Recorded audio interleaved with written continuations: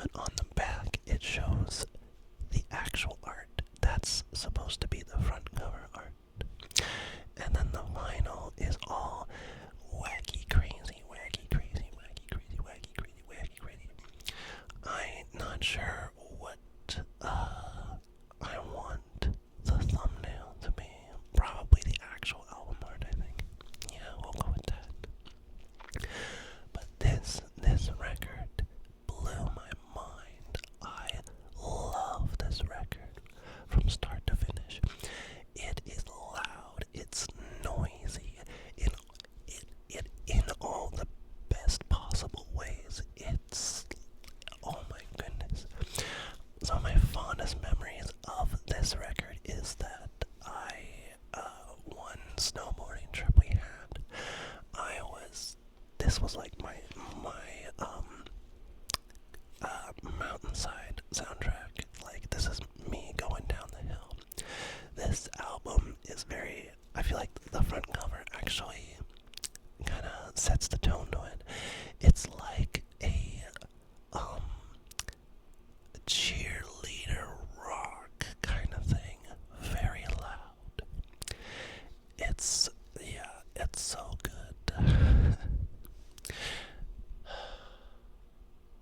I'm running out of breath because of how good it is. Let's take a closer look at it, shall we? So once again, we got Evie with us, as per usual. We will take a closer look at the vinyl itself. It's just too cool. And yeah, I don't even know like what it is, to be honest.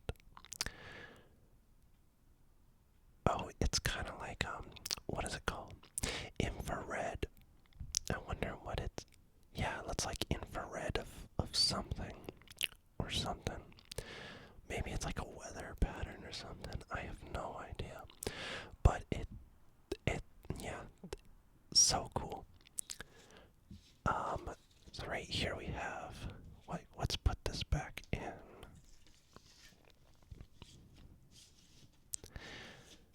I like the sticker too. I would have loved to add this to my sticker promotional sticker collection. But it's permanently on here, so yeah, I'll have to show you guys that sometime. When we open up the Cage the Elephant record that I have, I will show you what I do with those kind of stickers. So here's it's like the front of the art and the back, I guess. I don't get it.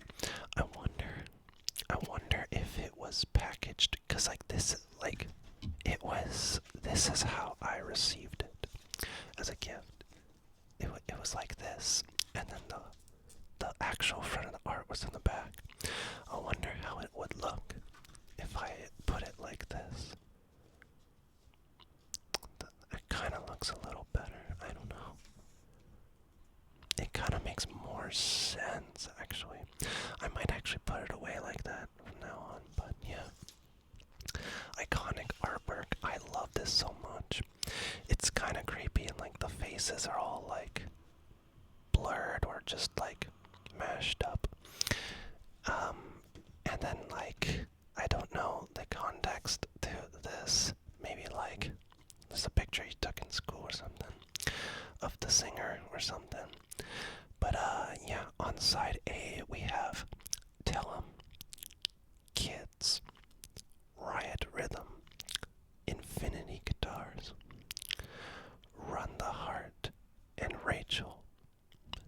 And on side B we have Real Real, Crown on the Ground, Straight A's, AB Machines, or as I like to call it, Ab Machines.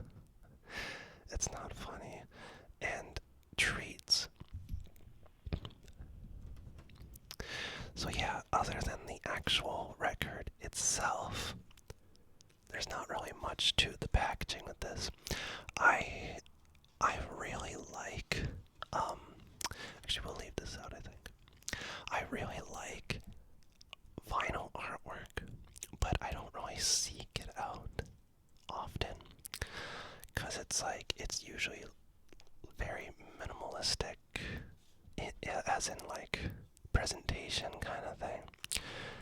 Even though it looks like a lot, I kind of just I like something to open. I like it to be like surprised. Yeah. Let's look at the tracks. Where'd Evie go? Oh, Evie went to the heated blanket and she's staring at Lulu, wanting Lulu to get off the heated blanket, which there is more than enough space for both of them. So yeah, this the um the whole album is very loud. I'm pretty sure like right off the bat, tell him it skims the surface of their sound, and it pretty much, like, when the first track will set you up like for like what to expect. Like the mixing on this, I'm pretty sure like they said at some point, I remember like reading something about it, that their goal was to set everything to red. So everything was peaking, everything was very loud. It's like not a professional, like, it's not professionally recorded. Or it is, but like it's purposely made to sound like, oh my, I don't want to use the word bad, because I love that kind of sound. I love it when everything's just over the top boosted to the point where like, and it's to the point where I feel like the average person would find it irritating, because it's like you don't want to hear your music peaking when you're recording, but that's like, I don't know, that's just like the expectation when recording. Yeah, I don't know, it's really cool. I think if you're not really into very loud stuff, maybe like skip this one, but I would recommend giving it a try. I think it's really cool. It's an impressive album to have in your discography, I think. I love it so much. Yeah, the first song, it just, with the guitar, with the like peaking drums, really good.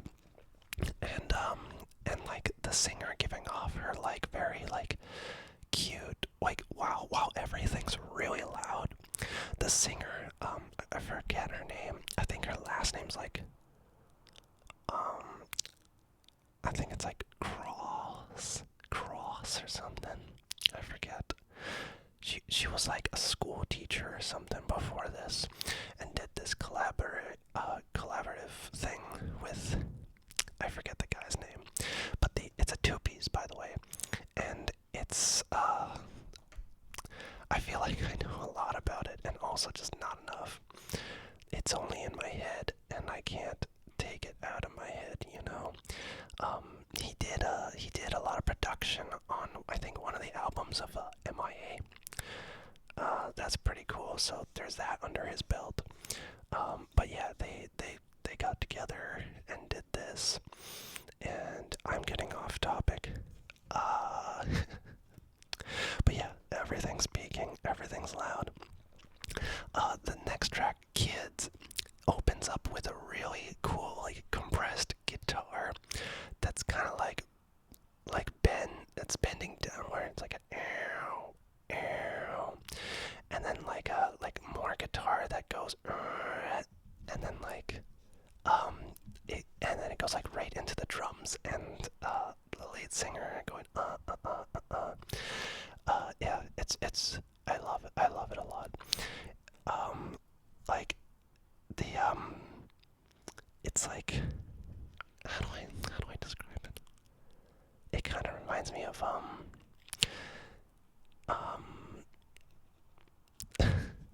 okay, this is silly, but it reminds me of like a cheerleading vibe. like, I know I said that earlier, but like that really is like the best way to describe this sound, especially with the next track, Riot Rhythm. Like, imagine like the sound, like if you've ever been at like a prep rally in your school and you have like one of those drum lines come in and they're all like smashing their drums and stuff.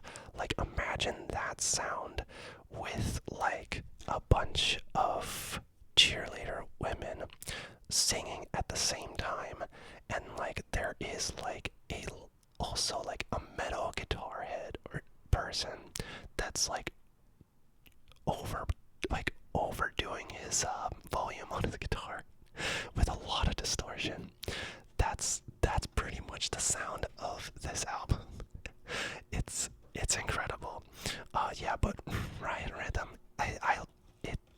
yeah, it's got the like drumline vibe so much. Like right off the bat, it goes do do do do do do, and with the guitar, dan dan dan dan. I think she even says in the lyrics like, "You gotta march." Yeah, it's really cool. And then from Riot Rhythm goes into Infinity Guitars. These two tracks like pair so well together. It always reminds me of the slopes while snowboarding. Yeah, just looking back at those good times. But Infinity Guitars is just, it's way too cool. It is such a cool song. It starts off with just a little guitar riff, and then it's very like minimal. It's just like bashing drums with like just like with vocals kind of like yelling out. I don't actually know lyrics, but she's just like yelling.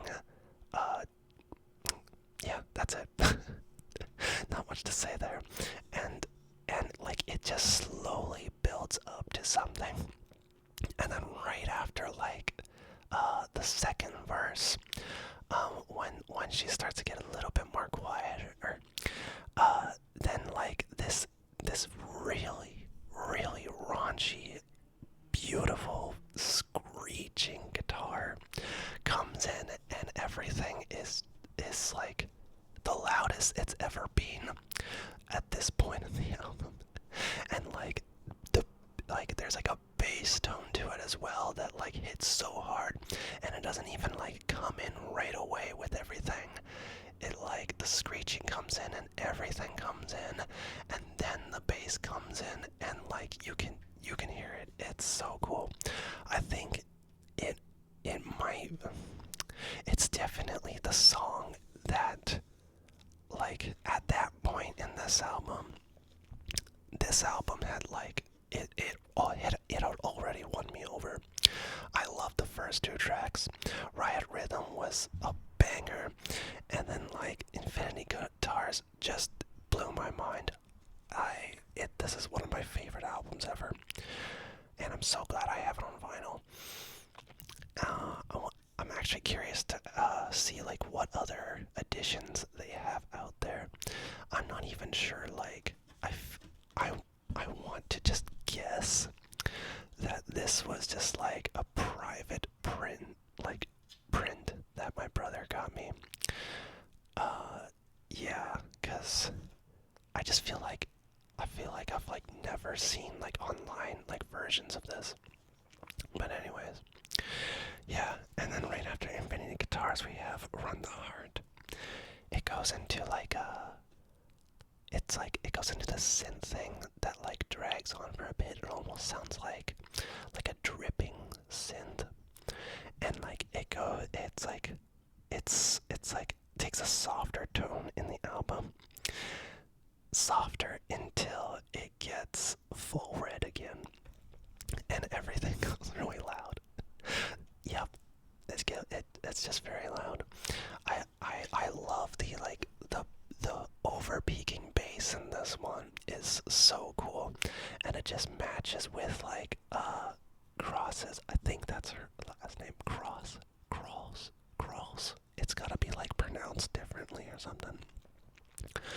But her vocals are so like sweet and tender, and so like soft over everything.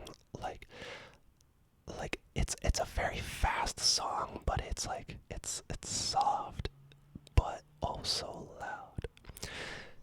Really cool song, and I remember my first listen. I think Infinity Guitars blew my mind so much that Run the Heart I kind of like glossed over a bit. But Run the Heart has definitely grew on me a lot, and I think about that one often. And then after that we have Rachel. Rachel's another song that the guitar kind of sits back on and has more like synth, more peaking synth, and it's kind of like a throbbing synth, and yeah, I love I love yeah, I love the vocals in that one too. It's so cool. I have a hard time describing like bits and parts of this album. Not gonna lie. And then that's actually pretty cool. Ending song for side A. Side B starts off with their most popular song, Real Real.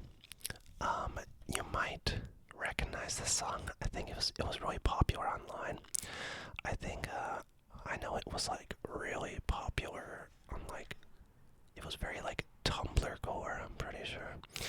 And they use like a sample from Funkadelic, I think. Yeah, Funkadelic. Also, that just reminds me, the guitarist, the other guy that does a lot of the production, he's also from another band called Poison the Will. So in case, I don't know, there's another connection there. You might know him, you might not, who knows. And then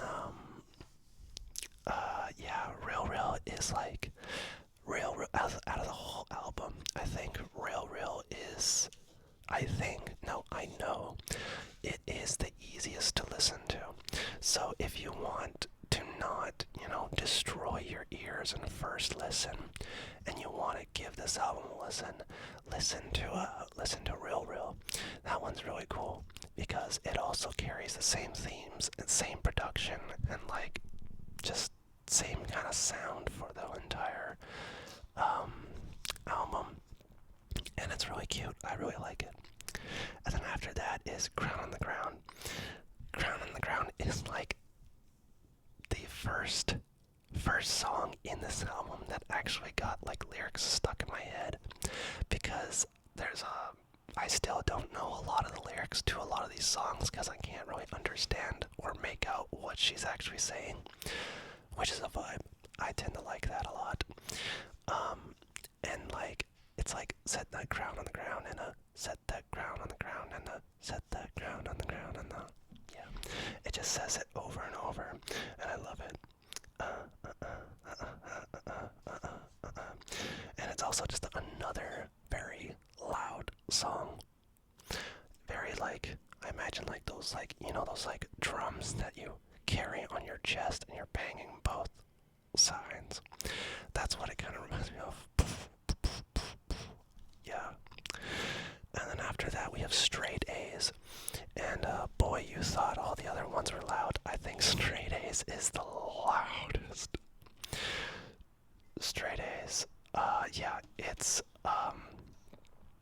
crazy. It's like also like it's like the one song that the singer is somewhat screaming in, I think. Screaming-ish.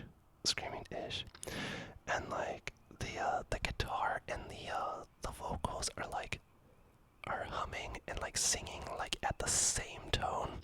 So like when she's trying to get like a like sound, like the guitar is doing the same thing, and it just sounds so cool. It might be the fastest song too. Yeah, it's almost like it kind of reminds me of like imagine like a surfing song, like a like fast guitar, except it's got like very darker tones to it. Yeah.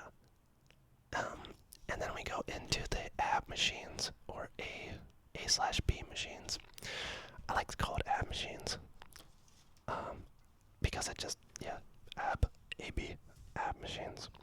Ab Machines is so cool. Like, I, the album is just so, from start to finish, it's just such a cool journey.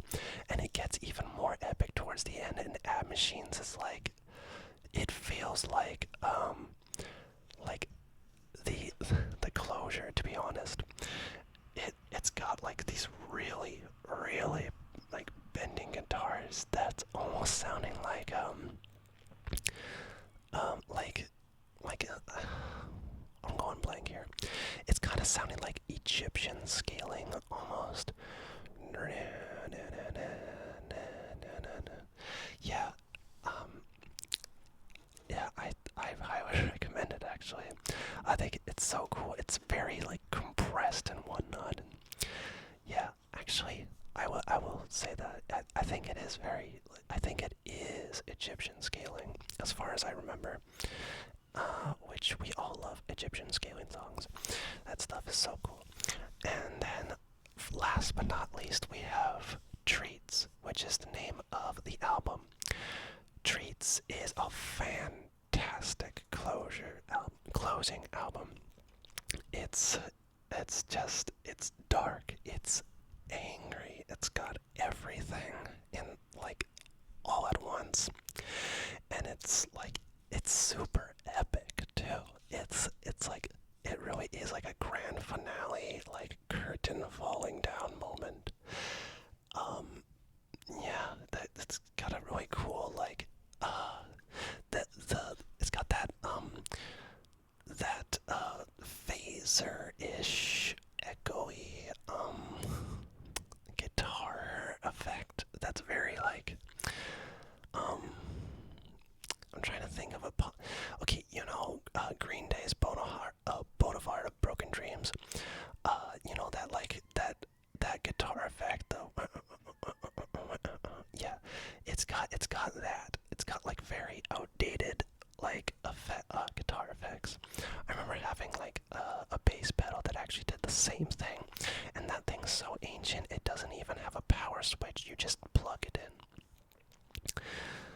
And yeah, we've reached the end of this record. Not much more to say about that. Sorry for the lack of Eevee time. You didn't get to see her for a little bit. And I think, you know what? No. I'm so used to it being the opposite way around. I feel like, oh, I also want to, yeah. Yeah, we'll have it at the back. Mainly because, when I have people over and they're scrounging through my things and they're going through my records, they can, see what actual album it is. Because I've seen someone actually pull this out and, what the heck is this? But